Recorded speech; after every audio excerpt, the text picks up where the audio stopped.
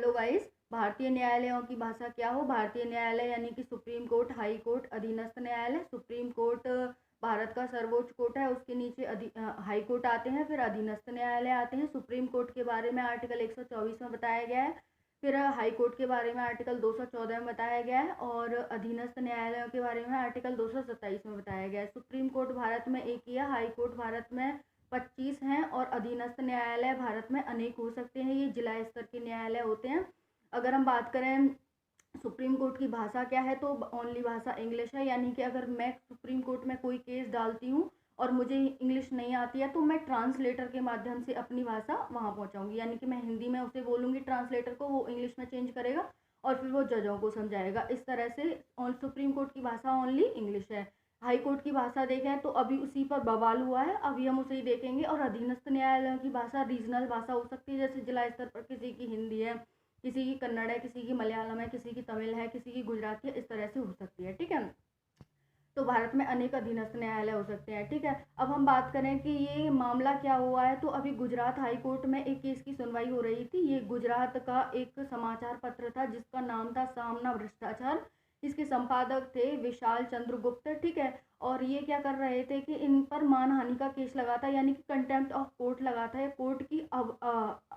Court की अवमानना। ठीक है, यानी कि कोर्ट की अवमानना कैसे की जा सकती है कि कोर्ट ने कोई आदेश दिया, आपने नहीं माना, कोर्ट ने फैसला सुनाया, आप नहीं गए, कोर्ट के ऊपर आपने कोई टिप्पणी कर दी। ठीक है, तो ये होती है कंटेम्प्ट ऑफ कोर्ट। तो उसी का सुनवाई हो रही थी गुजरात हाई कोर्ट में। ठीक है, तो अभी क्या कर रहे थे, ये सुनवाई कर रहे थे, तो ये अपने विचार वहाँ बोल रहे थे। ये बोल रहे थे हिंदी और गुजराती दोनों भाषाओं का मिक्स करके अपना बात रख रहे थे।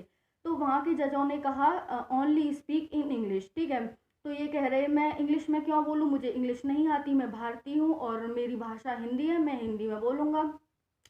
ठीक है, तो वहाँ के जज बोले कि आप ट्रांसलेटर ले लें, यानी कि आप उससे हिंदी में बोलें, वो हमें इंग्लिश में समझाएगा।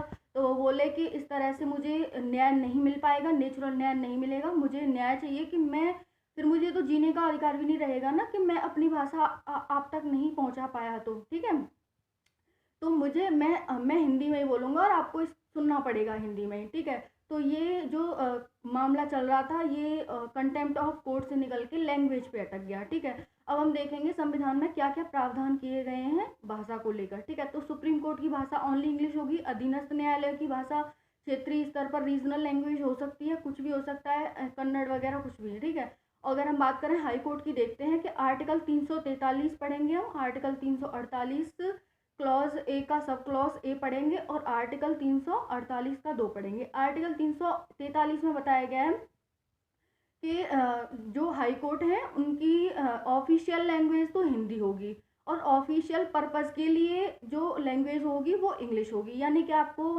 हाई कोर्ट में कोई चिट्ठी लिखनी है, पत्र लिखना है, तो आप इंग्लिश में लिख सकते हैं। लेकिन वैसे अगर कोई केस की सुनवाई हो रही है तो आप हिंदी में बोल सकते हैं, ये बताया गया है। ये बोला गया था कि इंग्लिश को 15 साल के लिए होगी सिर्फ इंग्लिश। ठीक है, उसके बाद क्या है, ये खत्म हो जाएगी। ठीक है, ये अब 348 का क्लॉज ए का सब क्लॉज ए देखते हैं। इसमें बताया गया है कि संसद चाहे तो किसी भी हाई कोर्ट की भाषा को चेंज कर सकती है 15 साल के बाद। ठीक है, तो संसद पे डिपेंड करता है 348(1) का सब क्लॉज ए।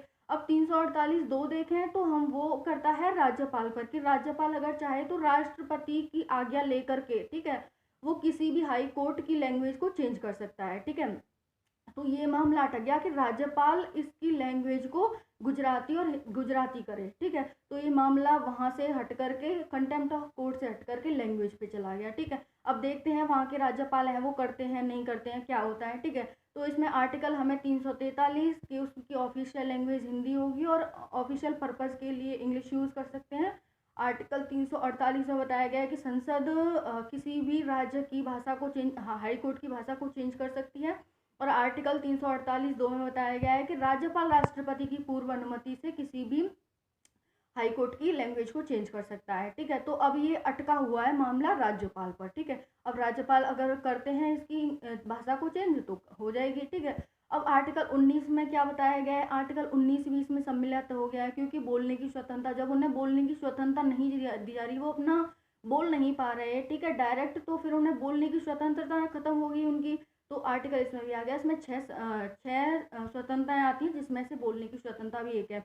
आर्टिकल 21 भी आ गया, क्योंकि जब उन्हें न्याय नहीं मिल पाया, नेचुरल न्याय नहीं मिल पाया ना उन्हें, तो इसमें जीने का अधिकार पर भी उनके खतरा आ गया कि भाई उन्हें जीने का अधिकार ही नहीं है ना, जब वो खुद अपना बोल करके न्याय नहीं ले सकते हैं। तो इसीलिए हमें 343 और 348 वन का सब क्लॉज है, और 348 दो, 19 और 21 आर्टिकल, ये 5 आर्टिकल पढ़ लेने हैं, ताकि न्यूज में जो रहे अगर हम वही पढ़ते चलें तो हम सारी न्यूज़ को, यानी कि जितना इतिहास रहा है, जितना जो भी रहा है, हम सब कुछ कवर कर लेंगे। ठीक है, थैंक यू।